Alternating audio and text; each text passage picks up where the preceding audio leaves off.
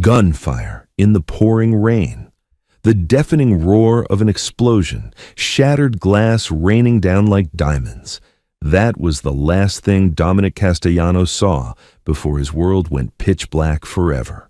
Betrayed by the woman he loved and the brother in arms he trusted, the city's most feared syndicate boss was reduced to a broken ghost in a sprawling, empty mansion. He was ready to let the darkness consume him. He had given up entirely, until a silent maid, a girl invisible to everyone else, reached out and gently took his shaking, scarred hand. Dominic Castellano had once held the city by its throat. At 32, he was the undisputed head of the Castellano crime family, a man whose whispered name commanded both terror and absolute respect. He was a force of nature, sharp-eyed, ruthless when necessary, but bound by a strict code of loyalty. He thought he was surrounded by people who shared that code. He was wrong. The ambush at the naval shipyards was meticulously planned, executed with a precision that only an insider could possess. Dominic had arrived expecting a standard negotiation with a rival faction over smuggling routes. Instead, he stepped into a slaughterhouse. The explosive device hidden beneath the steel grates of the warehouse floor detonated the moment his boots crossed the threshold. The blast killed 4 of his best men instantly. Dominic survived, but the shrapnel and the intense thermal flash robbed him of the one thing a predator needs most: his sight. He woke up in a sterile underground private clinic, his eyes wrapped in thick gauze. But the true agony didn't come from the physical burns or the realization that he would never see the sunlight again. It came 3 days later in the dead of night, when he lay perfectly still, pretending to be sedated. The door to his recovery room clicked shut. 2 voices drifted through the darkness. "The doctor says the optic nerves are completely severed," a woman murmured. Her perfume, expensive, heavy notes of jasmine and vanilla filled the room. It was Victoria Kensington, his fiancée, the woman he was supposed to marry in 2 months. "Good," a male voice replied. "That makes the transition easier. The capos won't follow a blind cripple. By the time he figures out how to walk to the bathroom without breaking his neck, I'll have the Northern Territories locked down." The voice belonged to Damien Cross, Damien, his underboss. The man Dominic had pulled from the gutters fed at his own table and treated like a brother. "Are you sure he didn't see you before the blast?" Victoria asked, her voice laced with a sickening mix of anxiety and affection for the other man. "He didn't see anything but fire." Damien chuckled softly, the sound twisting a knife in Dominic's chest. "We own the city now, Tori. Let him rot in the country estate. He's a dead man walking anyway." Dominic didn't move a muscle. He didn't breathe. The sheer magnitude of the betrayal shattered his spirit more completely than the bomb had shattered his body. They had played him for a fool. 2 weeks later, Dominic voluntarily signed away temporary operational control of the syndicate to Damien, citing his recovery. He packed his bags and retreated to the Hawthorne estate, a sprawling, isolated Gothic mansion nestled in the dense pine-covered mountains of upstate New York. He went into exile. The king surrendered his crown. Weeks bled into months. The Hawthorne estate became his tomb. Dominic descended into a deep, agonizing depression. He smashed the antique mirrors in the hallways, furious at his own vulnerability. He drank heavily, the premium whiskey burning his throat, numbing the phantom pains of the explosion. The local staff hired to maintain the massive property, terrified of his violent outbursts, began to treat him not as a boss, but as a monster locked in the attic. They neglected their duties, whispering cruel jokes behind his back, stealing fine silverware, and serving him cold, careless meals, knowing the blind boss couldn't see their insolence. Dominic knew. He could hear their whispers. He could taste the stale food, but the fire inside him was gone. Betrayal had hollowed him out. He simply didn't care anymore. He was waiting to die. Madeline was a ghost long before she stepped foot in the Hawthorne estate. 5 years ago, a brutal home invasion had stripped away her family, and in the aftermath of the severe psychological trauma, her voice, Doctors called it selective mutism, a defense mechanism against a world that had proven too loud, too violent. At 24, Madeline communicated only through written notes and the expressive depths of her large, observant brown eyes. She was hired through a discreet domestic agency that asked no questions. To the rest of the staff at the estate, Madeline was the perfect scapegoat. The head housekeeper, Mrs. Gable, a bitter and greedy woman, piled the hardest, dirtiest tasks onto the mute girl's shoulders. Madeline didn't complain. She scrubbed the long marble corridors, polished the heavy oak banisters, and quietly navigated the oppressive shadowed halls of the mansion. It didn't take long for Madeline to notice the truth about the master of the house. The other maids spoke of Dominic Castellano as if he were a demon. They refused to enter his private wing unless absolutely necessary, and even then, they practically threw his meals onto the table before sprinting away. But when Madeline finally saw him, she didn't see a demon. She was dusting the library when she first laid eyes on him. Dominic was slouched in a massive leather armchair, staring blankly out a window at a courtyard he couldn't see. He was a striking man, tall and broad-shouldered, with sharp aristocratic features and a heavy, dark beard that spoke of weeks of neglect. But it was his posture that caught her breath. He sat with the devastating stillness of a man who had entirely given up.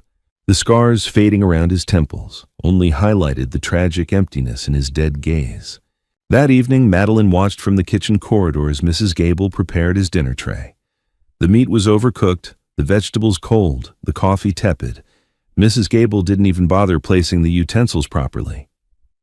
"Let the blind bat fish for it," Mrs. Gable scoffed to another maid. "He doesn't know the difference." Yet a quiet, furious spark ignited in Madeline's chest.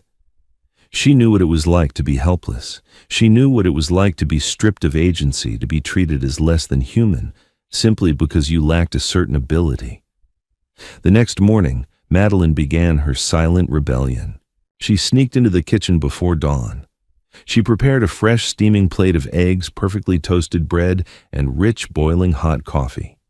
She arranged the tray meticulously, the fork strictly at 9 o'clock, the knife at 3, the coffee mug securely at 2. Consistency was vital for someone who couldn't see. When Dominic awoke and felt his way to his sitting room table, Madeline watched from the crack in the doorway. He reached out his large hands, fumbling defensively. His fingers brushed the hot ceramic of the mug. He paused. He cautiously touched the fork, tracing its position. He took a bite, and for the first time in months, a flicker of confusion crossed his hardened, bearded face. It was warm. It was perfect. From that day on, Madeline became his unseen guardian. She realigned the heavy furniture in his wing that the other maids carelessly moved, preventing his agonizing bruise collisions. She opened the heavy velvet drapes just enough to let the afternoon sun warm the specific armchair he favored. She left the balcony door slightly ajar so the fresh scent of mountain pine would filter into his stagnant room. Dominic noticed. In a world made entirely of touch, sound, and smell, the subtle shifts in his environment roared like thunder. Someone was moving the obstacles out of his path. Someone was making sure his clothes were perfectly folded and easy to distinguish by texture. Someone smelled faintly of lavender soap and clean linen, lingering just out of reach, breathing softly at the edges of the room. "Who's there?" he barked one afternoon, his voice gravelly and harsh from disuse. Madeline froze by the bookshelf, a feather duster clutched to her chest. She couldn't answer. She backed away silently, her soft-soled shoes making no sound on the Persian rug. Dominic's brow furrowed. "I know you're there. I can hear your breathing. Who are you?" When only silence answered him, he gripped his cane, his knuckles turning white, a wave of familiar paranoia crashing over him. Was it one of Damien's spies? "Speak!" he roared, hurling his crystal whiskey glass at the wall. It shattered into 100 pieces. Madeline flinched, slipping out the door before he could find her, her heart pounding against her ribs. She was terrified of his rage, but beneath the fear, her heart ached for him. She recognized the anger. It wasn't malice. It was profound, isolating grief. The breaking point arrived in the form of a violent autumn storm. It began in the late evening, the sky turning a bruised purple before unleashing a torrential downpour. Thunder cracked over the Hawthorne estate with the force of artillery fire. In his master suite, Dominic was violently thrown back in time. The booming thunder mirrored the horrific explosion at the docks. Flashbacks assaulted his mind, the heat, the screaming, the smell of burning ozone and copper blood. He stumbled out of bed, his chest heaving, his heart hammering violently against his ribs. The power grid failed. The estate plunged into total darkness. Not that it mattered to Dominic's eyes, but the sudden cessation of the air conditioning, the hum of the refrigerator, the ambient noise of the house, it made the booming thunder infinitely louder, more oppressive. He was trapped in the warehouse again. He tripped over a misplaced ottoman moved earlier by Mrs. Gable out of sheer spite and crashed heavily into a glass coffee table. The glass shattered, biting deep into his forearms and palms. Dominic collapsed onto the floor, bleeding, gasping for air in the grip of a massive panic attack. He couldn't do this anymore. The betrayal, the darkness, the utter humiliation of his existence. He dragged his bleeding hands across the floor, feeling for the bottom drawer of his nightstand. His fingers found the cold, heavy steel of his loaded revolver. He pulled it out, his whole body trembling. He sat back against the wall, the shattered glass digging into his legs, and slowly raised the barrel toward his own chest. It was the only way to take back control, the only way to silence the thunder. Down the hall, the rest of the staff had retreated to their quarters to drink and wait out the storm. But Madeline had stayed behind. She had been searching for extra candles when she heard the crash from the master wing. She ran down the hallway, bursting through his double doors. In the flashes of lightning, she saw him. The terrifying mafia boss, the ruthless king of the underworld, was sitting in a pool of blood and shattered glass, shaking like a frightened child, a gun pressed to his heart. Madeline didn't hesitate. She didn't think about the danger. She threw herself onto the floor, ignoring the sharp shards of glass that sliced into her knees. Dominic heard the rustle of fabric, the sudden movement in the room. "Get out!" he screamed, his voice breaking in a hoarse sob. "Get the hell away from me!" He expected the intruder to run. Everyone ran from him now. Instead, a soft, warm presence dropped to the floor right beside him. Before he could react, small, gentle hands reached out through the darkness. They didn't grab the gun. They didn't use force. Instead, Madeline wrapped her soft fingers entirely around his large, scarred, trembling hands holding the weapon. Dominic gasped, his entire body stiffening. Her touch was incredibly warm. It wasn't the hesitant, fearful touch of the staff, nor the manipulative, possessive grip Victoria used to have. It was an anchor. It was pure, unadulterated compassion. She knelt there in the glass, bleeding with him, holding his hands with a quiet, fierce strength. "Let go," he choked out, a tear finally escaping his unseeing eyes, mixing with the blood on his cheek. "I have nothing left. Let me go." Madeline shook her head even though he couldn't see it. She squeezed his hands tighter. She moved closer, resting her forehead against his trembling shoulder, letting her steady, rhythmic breathing serve as a metronome for his erratic panic. "I am here," her touch said. "You are not alone." For 10 agonizing minutes they sat on the floor while the storm raged outside. Slowly, Dominic's breathing began to match hers. The violent tremors racking his massive frame began to subside. The heavy steel of the revolver slipped from his grasp, clattering harmlessly onto the floor. He tentatively released his white-knuckled grip, turning his large, bloody hands over to feel the small ones holding them. He felt the soft skin, the slight calluses on her fingertips from scrubbing floors. He traced his thumb over her knuckles. "You're the one," he whispered, his voice barely audible over the rain. "The one who moves the furniture, the one who makes the coffee." Madeline squeezed his hand in confirmation. One squeeze for yes. Dominic swallowed hard, leaning his head back against the wall, utterly exhausted. "Why won't you speak to me?" Madeline froze. She gently pulled one hand away, took his index finger and slowly traced an X over her own lips. Dominic's brow furrowed as his sensitive fingertips felt the motion. Realization dawned on him. You can't. One squeeze of his other hand. Yes. A profound, heavy silence settled between them, safe and thick, pushing back the lingering ghosts of his trauma. The king of the underworld, blinded and betrayed by the people who talked the most, sat in the dark, holding the hand of a girl who couldn't utter a single word. And for the first time since the explosion, Dominic Castellano didn't want to die. A tiny, dangerous spark of life, of vengeance, of hope, ignited in the pitch black of his world. The morning sun pierced the heavy velvet curtains, but for Dominic Castellano, the world remained an impenetrable canvas of black. Yet for the first time in 8 agonizing months, the suffocating weight pressing down on his chest had vanished. He lay in his massive mahogany bed, the sting of the bandages on his forearms, serving as a harsh reminder of the violent storm, the shattered glass and the cold steel of the revolver. He remembered the small, calloused hands that had anchored him to the earth when he was entirely ready to leave it. He sat up, his heightened hearing, catching the faint rhythmic sound of a broom sweeping the hallway just outside his suite. It was her, the invisible girl. He didn't know her name and he didn't care.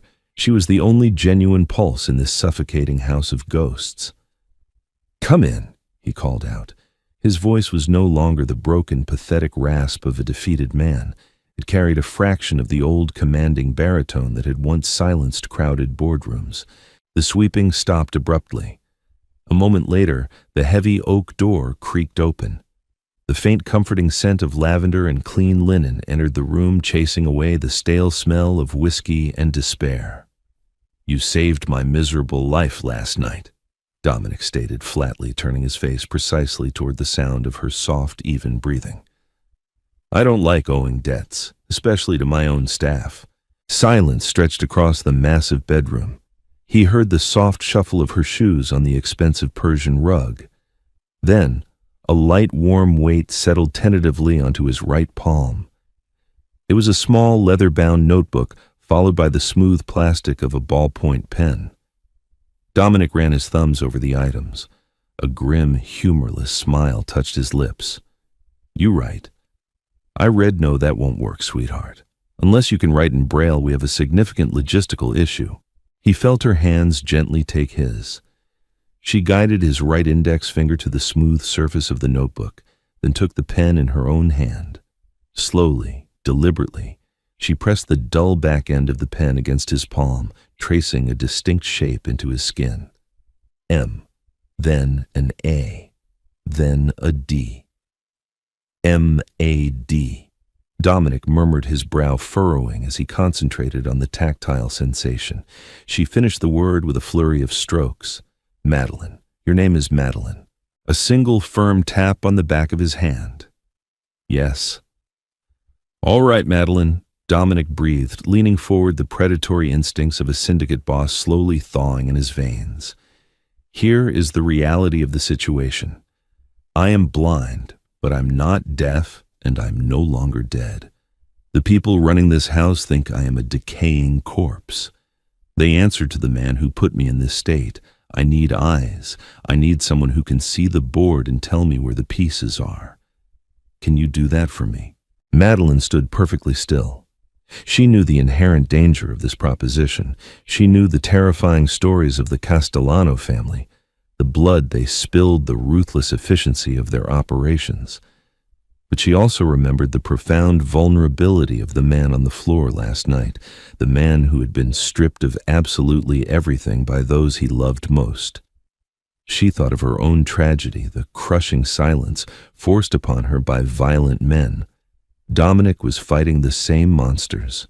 She reached out, tracing a slow, deliberate Y-E-S across his broad palm. From that specific morning, the Hawthorne estate ceased to be a tomb and secretly transformed into a training ground. To the rest of the corrupt staff, Dominic remained the tragic, broken recluse. He allowed the spiteful Mrs. Gable to serve him cold meals, maintaining his flawless facade of pathetic apathy. He stumbled intentionally when others were watching, knocking over vases and allowing their cruel sneers and whispered insults to wash over him without reaction. But behind the locked heavy doors of the master wing, a vastly different reality unfolded. Dominic began to aggressively rebuild his physical strength. He used the heavy oak furniture for resistance training, pushing his large lethargic frame to its absolute limits. Madeline guided him relentlessly quietly, moving dangerous obstacles, adjusting his posture with gentle taps, and ensuring he navigated the sprawling room without injury. His muscles, softened by months of severe depression, quickly remembered their former explosive power. The intense, grueling workouts fueled his singular burning focus, absolute vengeance. Their unique communication rapidly evolved into a complex silent language of taps and traced letters. 2 rapid taps meant immediate danger or someone approaching the wing. 3 taps meant the perimeter was clear. A slow, deliberate circle drawn on his shoulder meant she had found something highly interesting. Through Madeline's meticulous observations, Dominic learned the grim reality of his exile. She wrote out exhaustive, detailed lists of the staff's daily activities by tracing the words onto his broad back or calloused palm. He learned that the estate's security detail men he had personally vetted and trained in close-quarters combat had been completely replaced by Damien's incompetent loyalists, thugs who spent their nights playing cards and drinking his premium liquor. He learned that Mrs. Gable was receiving hefty weekly cash envelopes directly from the city, a miserable payment for ensuring his suffering remained absolute and uninterrupted. The entire sprawling estate was a carefully constructed cage meant to keep him contained until he conveniently died of grief or his own hand. But Damien had grossly miscalculated the terrifying resilience of a man who suddenly had nothing left to lose. But Madeline quickly discovered something else, something far more dangerous than corrupt maids and lazy guards. One rainy afternoon, while meticulously dusting the highest shelves of the estate's vast neglected library, she noticed a remarkably loose mahogany panel perfectly hidden behind a massive collection of 19th-century encyclopedias.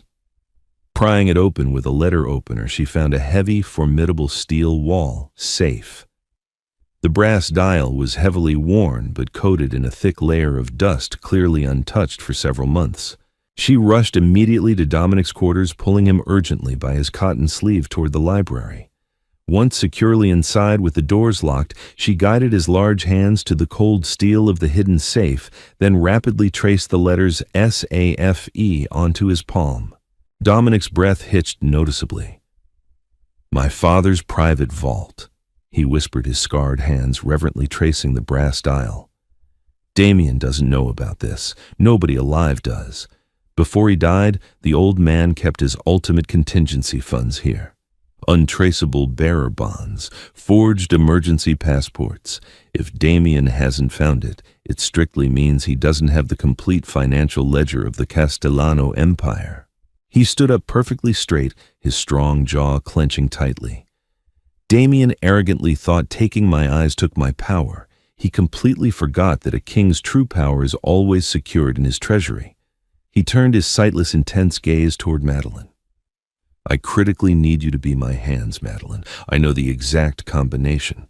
It took them 3 tense attempts. Dominic recited the precise numbers in a hushed, urgent whisper, and Madeline meticulously spun the heavy brass dial, her fingers sweating slightly. 42 right, 16 left, 30 right. With a heavy, incredibly satisfying mechanical click, the thick steel door smoothly swung open. Madeline peered deep inside the dark cavity, her breath completely caught in her throat. The safe was tightly packed to the brim with thick, pristine stacks of banded $100 bills, velvet drawstring pouches that jingled softly with the unmistakable heavy weight of cut diamonds, and several thick, deeply worn leather-bound ledgers containing decades of secrets. She aggressively traced MONEY on his hand. Then she traced a massive continuous circle on his chest, visually indicating the sheer unbelievable volume of the wealth. Dominic let out a low, dark chuckle, that instantly sent cold shivers down Madeline's spine. It wasn't a sound of relief or joy. It was the terrifying sound of an apex predator spotting its prey's exposed neck. We unexpectedly have the resources. Now we just patiently need the right moment to strike. The pivotal moment arrived precisely 2 excruciating weeks later, heralded abruptly by the distinct heavy crunch of expensive tires violently kicking up gravel on the estate's long winding driveway. Madeline was thoroughly polishing the ornate brass banister in the grand foyer when the heavy mahogany double doors suddenly swung wide open. The sudden violent shift in air pressure immediately brought a suffocating, nauseating wave of expensive perfume, heavy cloying jasmine and vanilla mixed intensely with the sharp, acrid scent of imported Cuban cigars. God, this place is entirely horribly depressing. A woman's sharp, condescending voice echoed loudly through the high vaulted ceilings. It genuinely smells like damp dust and absolute decay. How much longer do we genuinely have to keep blindly funding this pathetic mausoleum, Damien? Madeline completely froze strategically, keeping her head bowed low, her polishing rag moving rhythmically and mindlessly over the brass. She didn't need to look up to know exactly who it was. The vivid, hateful descriptions Dominic had given her were permanently etched into her mind. Victoria Kensington, the traitorous, cold-blooded fiancée. Patience. Tori, a remarkably smooth, deeply arrogant male voice, replied, echoing with unearned confidence, Damien Cross. The board of capos still has a few annoying old traditionalists who foolishly hold romantic notions about absolute loyalty to the Castellano bloodline. If we aggressively cut his funding or simply put a bullet in his head too soon, they might legitimately revolt. We just let nature comfortably take its course. He's rapidly drinking himself to death anyway. Madeline felt a massive surge of cold, protective fury. She diligently kept her brown eyes glued firmly to the marble floor as heavy, confident footsteps aggressively approached the staircase. "You there! The mute girl!" Victoria snapped viciously, her sharp designer heels clicking loudly and aggressively on the marble. Madeline deliberately flinched appropriately, dropping her rag in mock terror and slowly looking up with wide, submissive, terrified eyes. She saw Victoria draped heavily in a luxurious, pristine white cashmere coat, looking fiercely down at her as if she were a remarkably unpleasant, disease-ridden insect. Beside her stood Damien, a conventionally handsome man with incredibly sharp features and cold, highly calculating eyes, wearing a bespoke, tightly fitted Italian suit undoubtedly paid for by Dominic's stolen empire. "Is he upstairs?" Damien aggressively demanded, not bothering to politely lower his voice for the staff. "Is the blind, miserable cripple decent?" Madeline nodded, frantically playing the terrified servant, flawlessly gesturing vaguely and fearfully toward the master wing. "Fetch us some passably decent champagne, if this damp, miserable ruin even has any left, and promptly bring it to his study." Victoria coldly ordered, waving her manicured hand dismissively. "Let's get this thoroughly awful business over with. The rancid smell here is completely ruining my appetite." Madeline practically ran in sheer panic toward the kitchens, her heart hammering violently against her ribs. She absolutely had to warn Dominic. She entirely bypassed the wine cellar, immediately sprinting up the hidden back servant stairs, desperately taking them 2 at a time. She violently burst into Dominic's suite without knocking. He was in the middle of a remarkably grueling set of rapid push-ups, heavy sweat gleaming intensely on his scarred, heavily muscled back. He froze instantly, his muscles locking at the sound of her highly erratic, panicked breathing. She practically threw herself forcefully at him, fiercely grabbing his sweaty hand and frantically tapping twice. Danger. Then she aggressively traced a sharp V and a strict D onto his calloused palm with heavily trembling fingers. Victoria and Damien, they were here. Dominic's entire demeanor drastically shifted in a microscopic fraction of a second. The highly powerful, extremely dangerous mob boss completely vanished. He violently slumped his broad shoulders, his face rapidly slackening into an incredibly convincing expression of vacant, pathetic, absolute despair. He quickly grabbed his dark sunglasses, violently slipping them over his heavily scarred eyes, and frantically reached for the half-empty bottle of intensely cheap whiskey he strategically kept on the nightstand, strictly for show. He aggressively splashed a highly generous amount directly onto his shirt collar to ensure the undeniable stench of alcohol comfortably preceded him, then clumsily grabbed his wooden cane. "Help me to the study," he slurred heavily, leaning his massive weight heavily and uselessly onto Madeline's small shoulder. "Make it look exceptionally pathetic." They slowly, painfully navigated the long hallway, just as the heavy doors of the study abruptly swung open. Damien and Victoria confidently stepped in aggressively, bringing the harsh chill of the outside world directly with them. Dominic violently stumbled dramatically his wooden cane, carelessly knocking over a small, expensive antique side table. It crashed heavily to the hardwood floor with a remarkably loud clatter. He let out a highly pathetic, long groan, leaning weakly against the wooden door frame, perfectly projecting the absolute image of a thoroughly, undeniably broken man. Damien.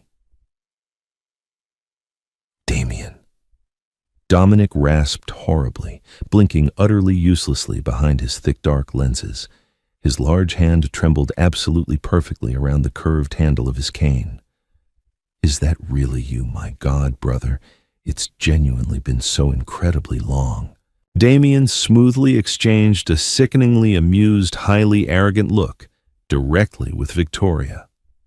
He confidently stepped forward, his tone completely dripping with utterly fake rehearsed sympathy. "Dominic, just look at you. I'm so deeply sorry we sincerely haven't visited sooner the heavy business in the city. It's completely overwhelming without your guidance." I know," Dominic mumbled pathetically, blindly, and desperately reaching out a shaking hand. Damien forcefully grasped it firmly, aggressively projecting his new dominance. Dominic expertly suppressed the incredibly violent burning urge to instantly snap the man's fragile wrist in two. "How is the territory or the vital northern route still entirely secure?" "Everything is perfectly handled, Dom," Damien smoothly assured him. "You just intensely focus on quietly resting. We actually brought some standard papers for you to quickly sign. Just incredibly routine transfers. To thoroughly ensure your extensive medical bills and the estate's massive upkeep confidently remain funded strictly without aggressively drawing IRS attention." Madeline stood completely silently in the dark corner, her sharp eyes darting rapidly between the three vastly different figures. She quietly watched Victoria shamelessly wander around the large study, greedily looking at the priceless antique paintings with a highly predatory gleam, clearly already aggressively pricing them in her shallow mind. "Papers!" Dominic asked, his rough voice actively wavering with highly forced, pathetic anxiety. "I absolutely can't read them, Damien. I simply can't see." "I'll gently guide your hand, brother," Damien smoothly lied, quickly pulling a highly thick stack of crisp legal documents from his expensive designer briefcase. "It's strictly just standard, incredibly boring protocol." Madeline carefully edged closer, cleverly pretending to furiously tidy a messy bookshelf. She quickly caught a highly revealing glimpse of the bold black heading clearly printed on the top document. It absolutely wasn't a standard medical transfer. It was a complete, highly irrevocable legal signing over of the Castellano family's incredibly massive primary shipping company, the absolute legal front for their most intensely lucrative smuggling operations. They were ruthlessly trying to completely steal the very last legitimate pillar of his former empire. She absolutely had to stop him from signing it. As Damien confidently uncapped a heavy gold fountain pen and forcefully pressed it directly into Dominic's trembling hand, aggressively moving the dense documents directly onto the smooth mahogany desk, Madeline cleverly and deliberately knocked over a massive stack of incredibly heavy, leather-bound encyclopedias directly from the top shelf, The absolutely thunderous booming crash echoed violently through the entire study. Victoria shrieked in genuine terror, aggressively jumping back. Damien loudly cursed violently, dropping the gold pen in pure shock. "Stupid, incredibly clumsy girl!" Victoria screamed violently, glaring viciously at Madeline with pure, unadulterated hatred. "Get out! Get the hell out of here right now!" In the immediate loud chaos, Madeline frantically scrambled to rapidly pick up the heavy books, expertly ensuring she roughly brushed directly past Dominic's leg. As she forcefully bumped him, she remarkably quickly traced a highly sharp NO directly onto his firm thigh, immediately followed by the distinct letters SHIP, shipping. Dominic's sharp mind actively raced. He understood instantly and perfectly. He deliberately let the dropped pen roll completely off the desk and violently buried his face deeply in his scarred hands, rapidly unleashing a perfectly executed, highly hysterical, echoing sob. "I just can't," he wailed loudly, his deep voice aggressively cracking with highly simulated absolute agony.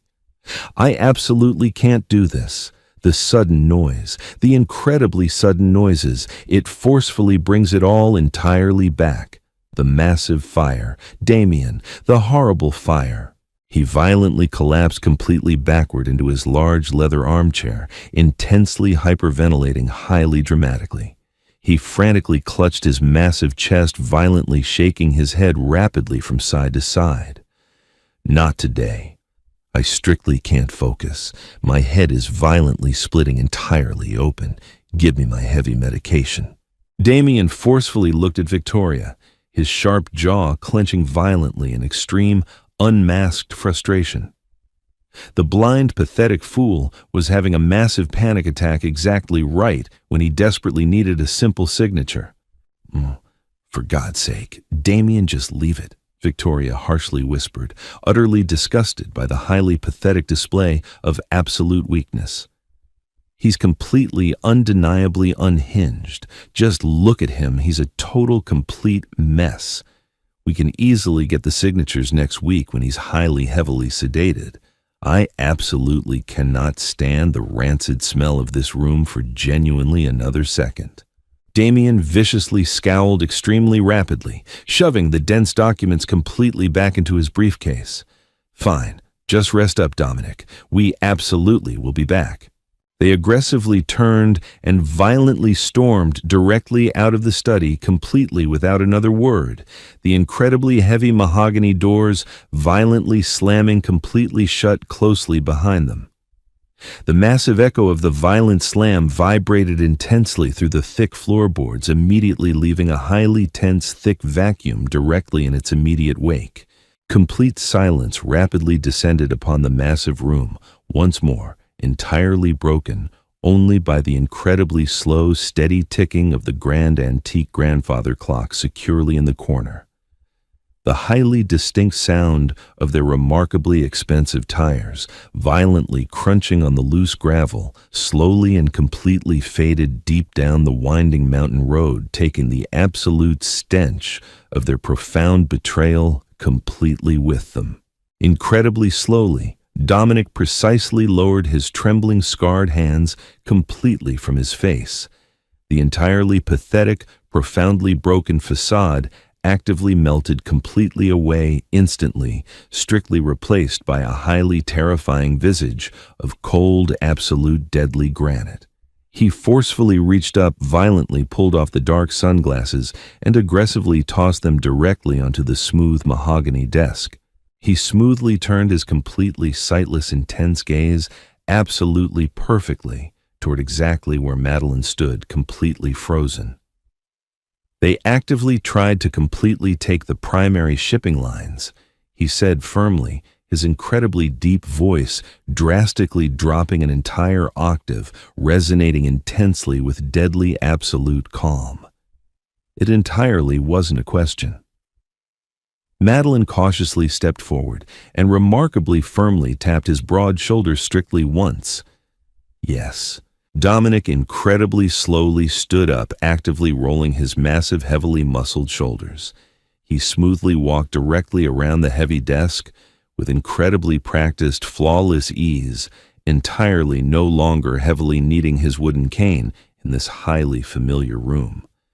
He confidently reached out perfectly, finding Madeline's small, fragile shoulder entirely in the dark, his massive grip remarkably firm, but astonishingly deeply gentle.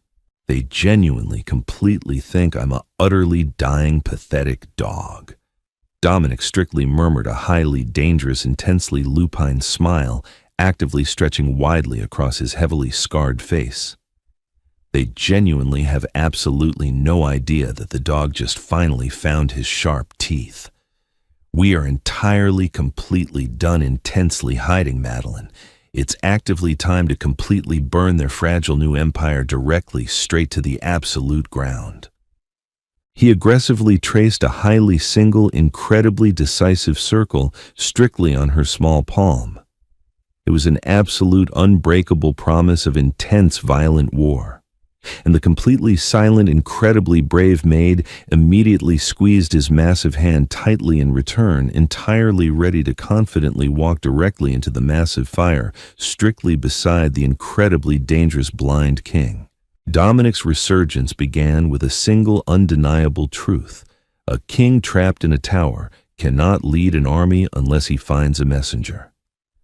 For weeks, Madeline became his absolute lifeline to the criminal underworld he had seemingly abandoned. The immense wealth hidden within the mahogany-paneled library safe provided the necessary fuel, but they desperately needed a physical sword. Dominic knew precisely who to call. Before the devastating explosion at the naval shipyards, Dominic had deliberately kept a phantom operative entirely off the syndicate's official ledgers. His name was Harrison Cole. Harrison was a ghost, a lethal enforcer who answered strictly to the Castellano bloodline, and no one else. When Damien violently seized power, Harrison had quietly vanished into the city's murky underbelly, waiting patiently for a signal that his rightful boss was still breathing. Dominic carefully placed a solid gold Castellano signet ring into Madeline's small hand. It was the ultimate proof of life. There is a rundown mechanic's garage on the eastern edge of the industrial district. Dominic instructed her in a hushed, intense whisper, tracing the route onto her palm. Ask for Harrison. Give him the ring. He will absolutely understand what it means. Leaving the heavily guarded Hawthorne estate was remarkably dangerous, but Madeline possessed the ultimate advantage, absolute invisibility. To Damien's corrupt guards, she was merely the pathetic mute maid. She slipped out through the dense pine forest during a heavy morning fog, successfully hiking 3 miles to the nearest bus stop. Navigating the grimy, bustling city was a sensory assault after months of the estate's suffocating silence. Madeline kept her head down, clutching the heavy gold ring deep in her coat pocket. When she finally found the grease-stained garage, it looked entirely abandoned. She cautiously stepped inside, the sharp smell of motor oil and metallic dust burning her nose. A tall, broad-shouldered man with fading tattoos covering his muscular arms stepped out from beneath a suspended muscle car. Harrison Cole wiped his thoroughly grease-stained hands on a dirty rag, eyeing the small, fragile woman with immediate cold suspicion. Madeline didn't hesitate. She stepped forward, ignoring her racing heart, and firmly pressed the heavy gold signet ring directly into his calloused palm. Harrison froze. His jaw tightened completely as he stared at the unmistakable family crest. He looked up, his dark eyes instantly flashing with dangerous, loyal recognition. "He's alive." Madeline nodded sharply once. "And he sent you to bring me back into the fold." She nodded again. Within 48 hours, the silent, isolated Hawthorne estate secretly transformed into a highly functional war room. Harrison bypassed the incompetent guards with terrifying ease, slipping through the mansion's blind spots and quietly making his way into the master wing. When he finally saw Dominic scarred blind, yet radiating an undeniable lethal authority, the hardened enforcer immediately dropped to one knee in absolute respect. "I am entirely at your command, boss." Harrison swore fiercely. "Just point me at the absolute bastards."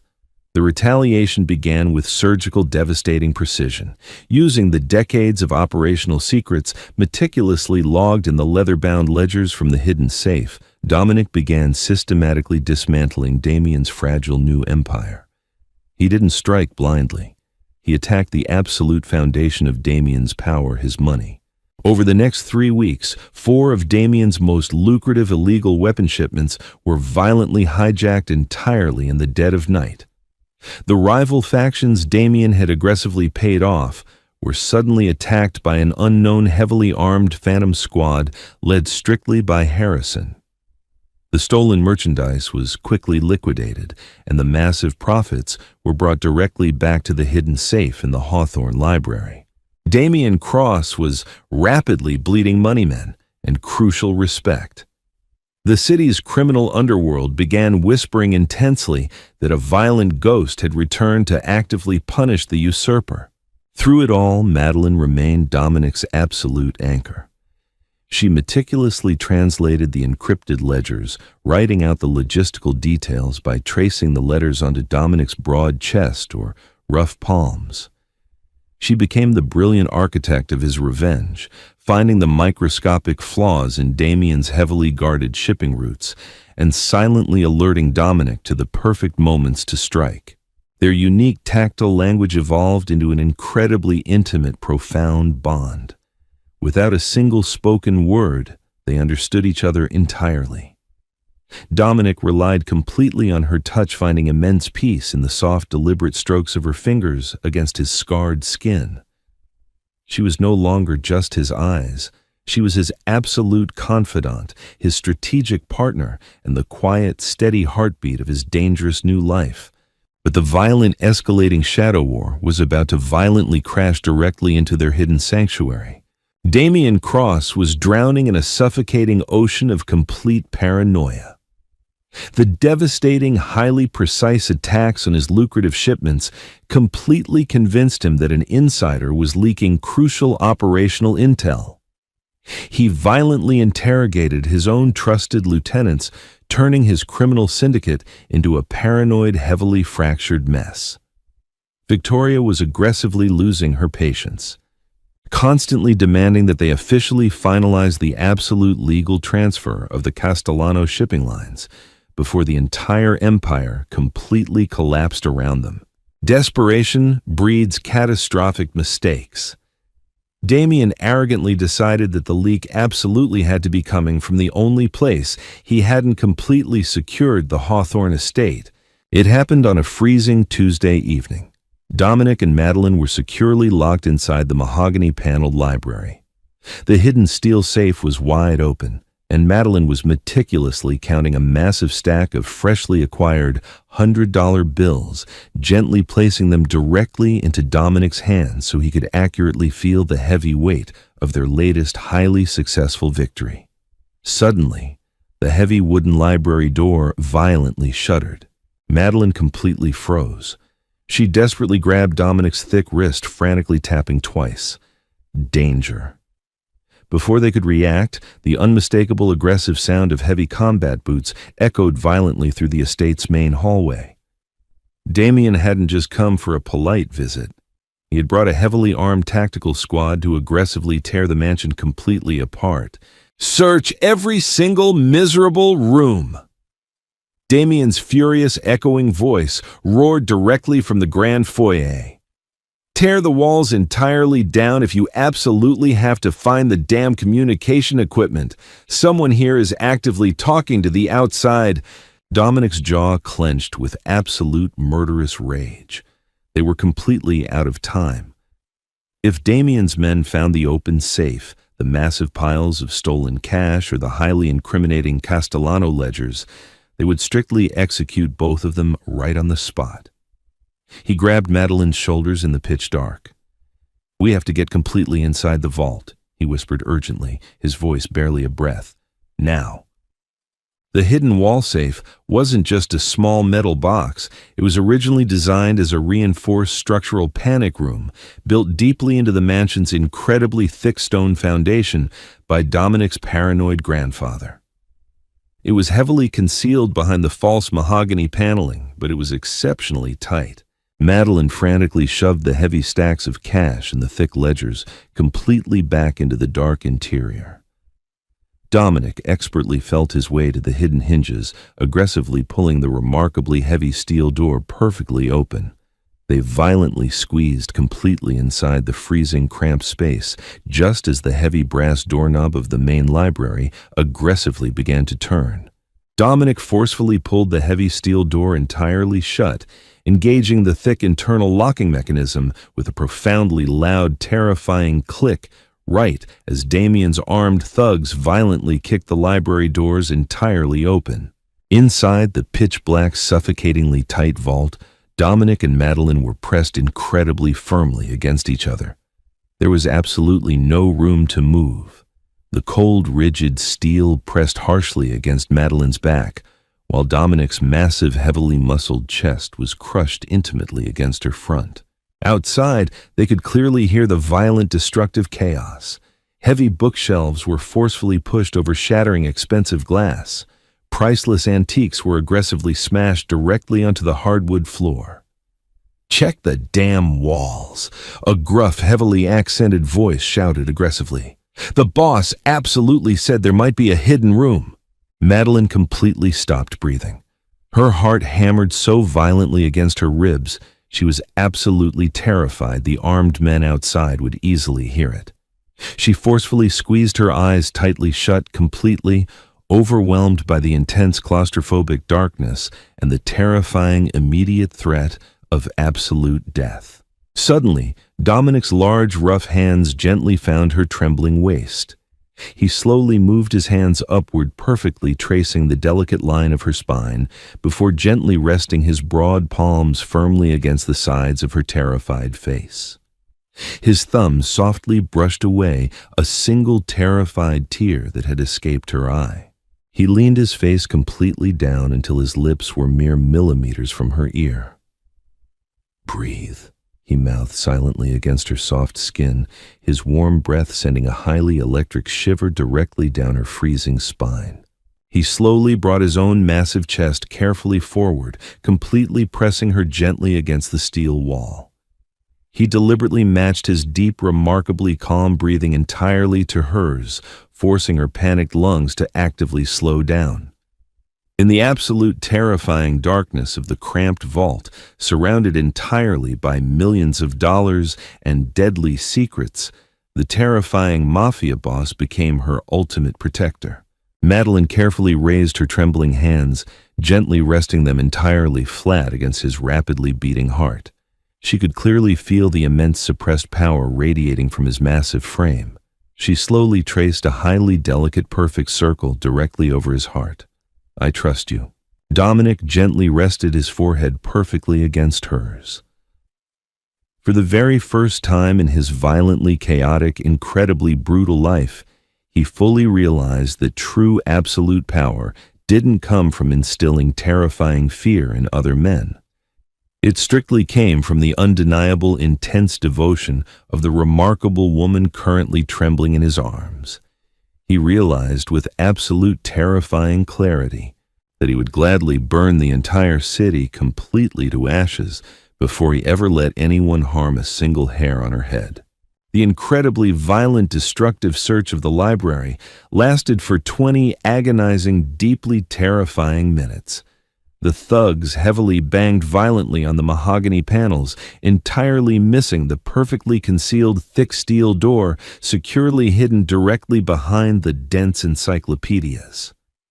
"There's absolutely nothing in here," the gruff man finally yelled in immense frustration. "The blind bastard is probably sleeping right through the entire damn thing. Let's actively check the wine cellar." The heavy footsteps aggressively retreated, and the library door slammed violently shut. They waited in absolute, incredibly tense silence for another highly excruciating hour. When Dominic was entirely certain the heavily armed squad had completely left the immediate wing, he slowly, carefully disengaged the internal locking mechanism. The heavy steel door swung silently open, allowing the faint pale moonlight to filter perfectly into the dusty library. Dominic gently stepped entirely out, immediately turning back to offer his large hand to Madeline. As she carefully stepped completely out of the tight vault, her soft hand still firmly wrapped tightly in his, Dominic didn't immediately let go. He pulled her gently but firmly against his broad chest. "Damien is entirely desperate," Dominic strictly murmured into the absolute silence of the thoroughly wrecked room, his deep voice carrying a highly lethal, deadly promise. "He knows his fragile empire is completely falling apart.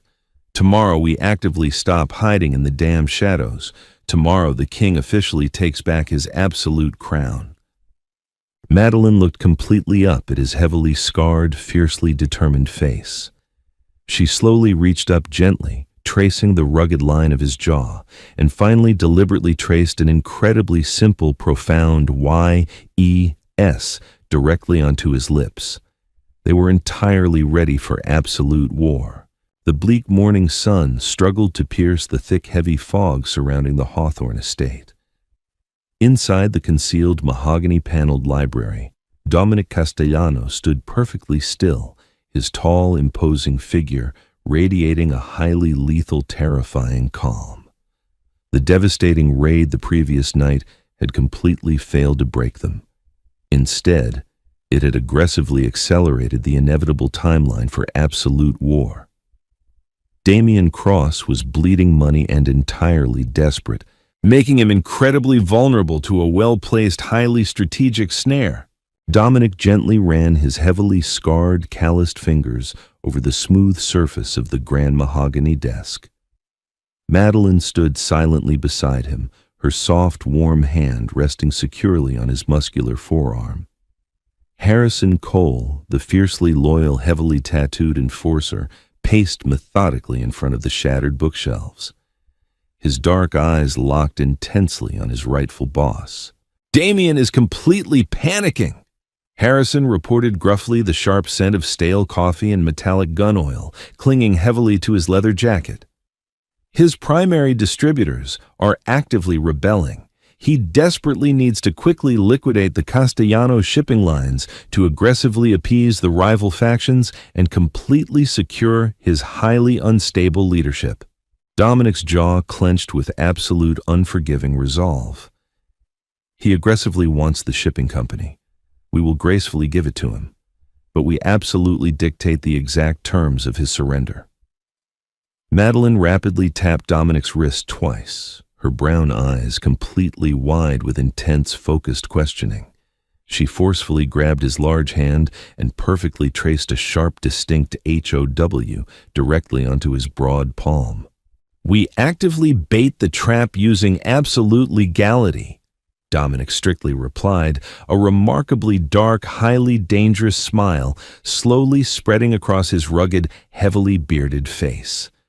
"Before the explosion, I exclusively retained the elite legal services of Sullivan and Cromwell, the highly prestigious, intensely private law firm based securely in Manhattan.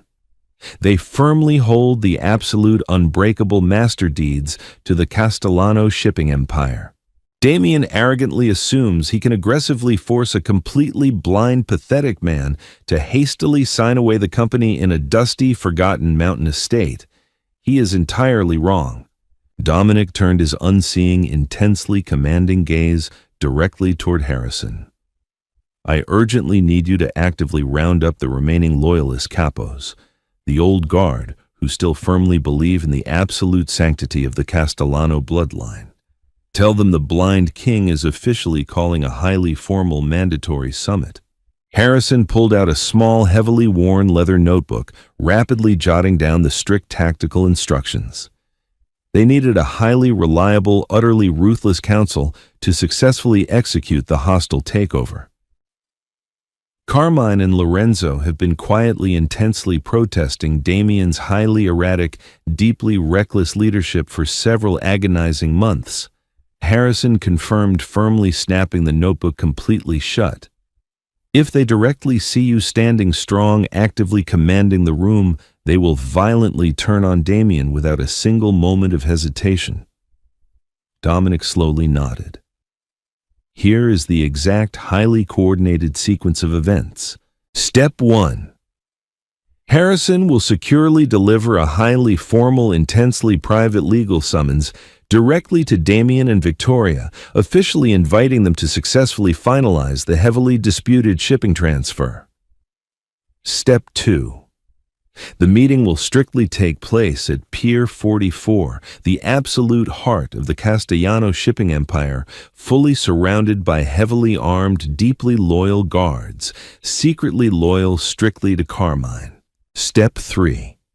Madeline will meticulously guide me directly into the heavily secured warehouse. I must appear completely undeniably strong. No wooden cane, no pathetic stumbling. We absolutely need to aggressively send Damien a highly specific, undeniably terrifying message to completely guarantee his attendance. Dominic instructed, his deep, gravelly voice completely echoing with absolute deadly authority. A strictly formal declaration of absolute surrender. Madeline quickly grabbed a heavy, pristine sheet of expensive parchment paper and the heavy gold fountain pen that Damien had arrogantly dropped weeks ago. She rapidly placed them directly into Dominic's massive hands. Dominic firmly grasped the expensive pen and expertly dictated the strict lethal message for Harrison to loudly deliver. Now, to Damien Cross. The absolute darkness has finally completely won. The heavy burden of the Castellano Empire is far too immense for a thoroughly broken, completely blind man to heavily carry any longer. Meet me tonight at Pier 44. Bring the Sullivan and Cromwell transfer documents. You will strictly get your highly coveted shipping lines, and I will gracefully fade entirely into the quiet shadows forever. Harrison carefully took the handwritten, heavily sealed envelope, his dark eyes instantly flashing with absolute intense predatory anticipation. He won't be able to resist, boss. His massive, highly inflated ego will completely blind him to the obvious, highly lethal danger. As Harrison quickly left the completely wrecked library to violently set the massive iron trap into deadly motion, the heavy, suffocating silence rapidly returned to the Hawthorne estate. Dominic slowly turned strictly toward Madeline. He gently reached out perfectly, finding her small, fragile waist in the dark, and forcefully pulled her firmly against his heavily muscled chest. Tonight you securely stay completely behind Harrison's heavily armed men. Dominic strictly commanded, his deep voice heavily laced with immense, highly protective fear. When the violent shooting inevitably starts, you completely drop to the concrete floor and strictly do not move. Promise me, Madeline. Promise me you will actively stay entirely safe. Madeline looked completely up into his heavily scarred, fiercely handsome face. She stubbornly shook her head, even though he completely couldn't see the highly defiant gesture. She aggressively reached up, forcefully grabbing his broad, rough face with both her soft hands, and slowly, highly deliberately traced a firm, unbreakable N-O directly across his lips. Then she traced a highly distinct, deeply profound T-O-G-E-T-H-E-R directly onto his massive chest, perfectly over his rapidly beating heart. She was entirely done, strictly hiding in the absolute shadows. She had confidently held his shaking, heavily bleeding hand when he was entirely ready to violently die. She absolutely intended to proudly, fiercely stand directly by his massive side as he violently reclaimed his stolen throne. The violent, freezing rain completely lashed against the massive, rusting steel sides of Pier 44. The expansive, highly cavernous shipping warehouse was entirely illuminated by stark, aggressively bright industrial floodlights, casting long, heavily distorted shadows across the wet, highly slick concrete floor. The roaring thunder deeply, completely masked the highly intense, heavily coordinated movement of Carmine's elite, heavily armed snipers, actively taking their strict, tactical positions on the high steel catwalks above. Damien Cross aggressively strutted perfectly into the center of the massive warehouse, flanked heavily by 6 highly nervous, heavily armed thugs. Victoria Kensington walked closely beside him, completely shielded from the violent rain by a massive, expensive black umbrella. She clutched the heavy, highly prestigious Sullivan and Cromwell legal briefcase tightly against her luxurious, pristine white cashmere coat. "Dominic!" Damien aggressively shouted, his highly arrogant voice echoing violently against the thick steel walls. "Come out, you pathetic, entirely broken coward. Let's actively get this miserable, thoroughly depressing business completely over with." For a long, highly tense moment, only the violent sound of the aggressive pouring rain answered him. Then, the massive heavy metal doors at the far end of the industrial warehouse slowly, dramatically groaned open. Damien and Victoria completely froze. The highly arrogant, entirely confident smirks instantly violently vanished from their sharply, completely pale faces. Dominic Castellano actively stepped entirely into the harsh, intensely bright industrial light. He absolutely wasn't aggressively hunched over. He completely lacked the heavy, pathetic wooden cane.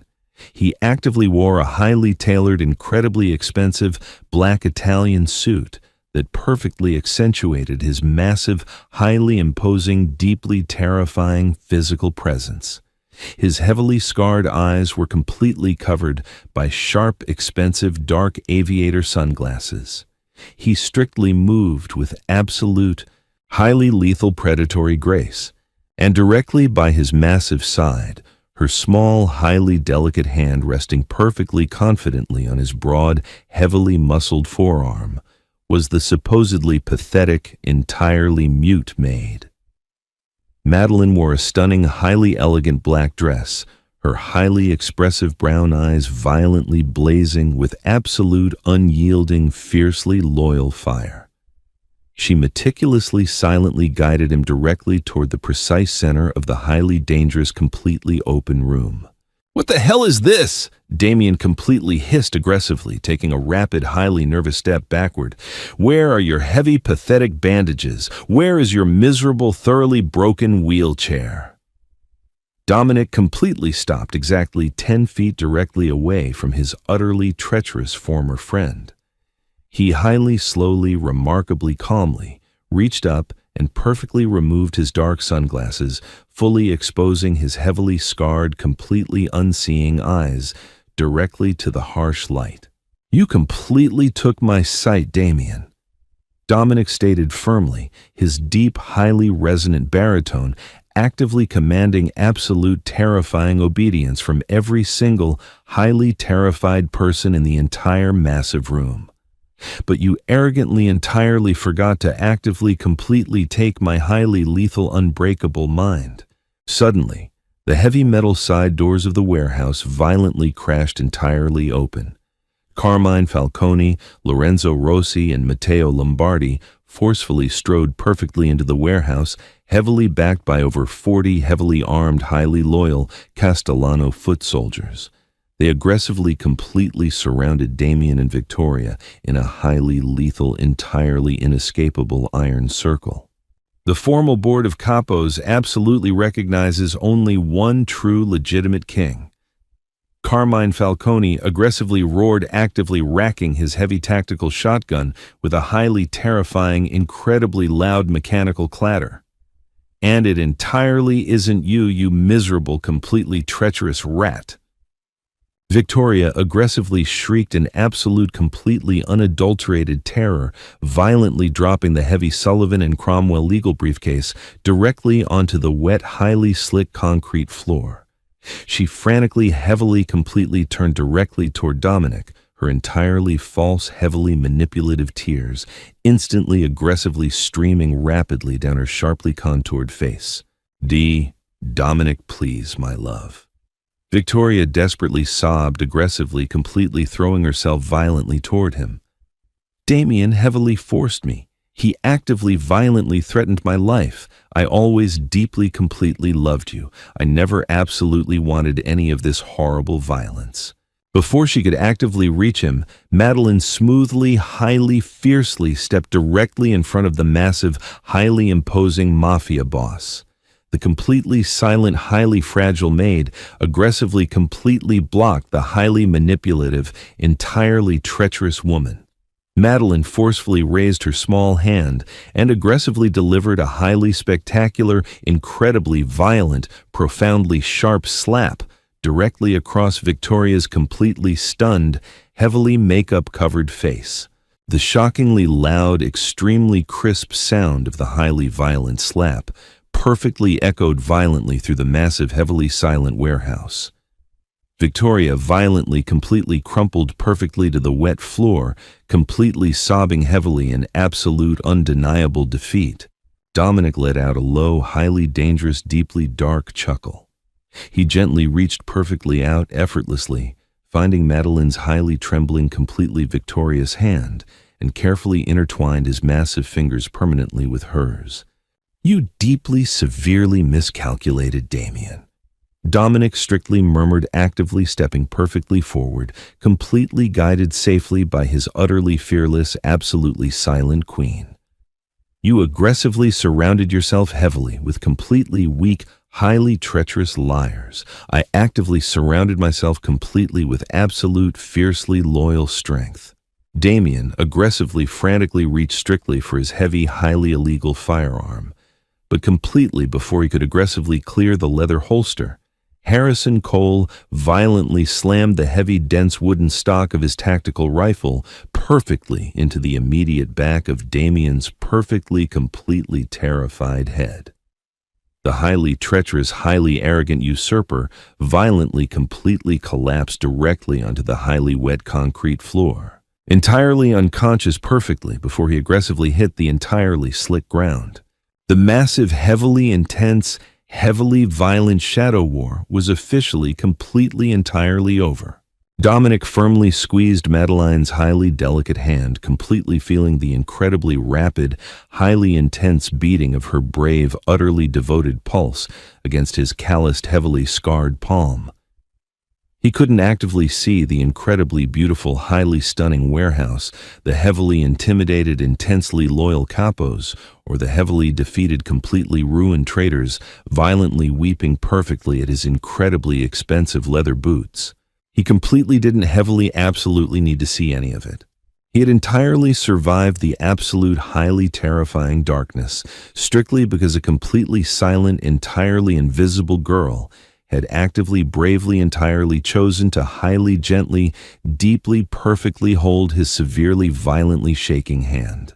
Dominic Castellano, the highly undisputed, highly terrifying king of the city, perfectly lifted Madeline's entirely soft hand deeply, directly to his heavily scarred lips.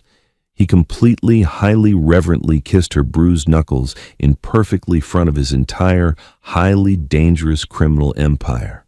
He actively knew, with absolute, highly undeniable, perfectly profound certainty, that as entirely long as he actively had her highly gentle, utterly, completely fierce touch, completely guiding him safely through the absolute shadows, he would entirely, utterly, absolutely never walk completely blindly into the entirely, highly terrifying, completely dark abyss perfectly ever entirely again. And there you have it. The thrilling conclusion to Dominic and Madeline's incredible journey from a broken man left to die in the shadows to a triumphant king standing fiercely beside his silent queen. Their story proves that true loyalty and profound love can conquer the darkest of betrayals. If this intense mafia romance had you on the edge of your seat, please like this video, share it with your friends who love a great redemption story, and subscribe to our channel for more heart-pounding dramas. What was your favorite plot twist? Drop a comment below and let us know.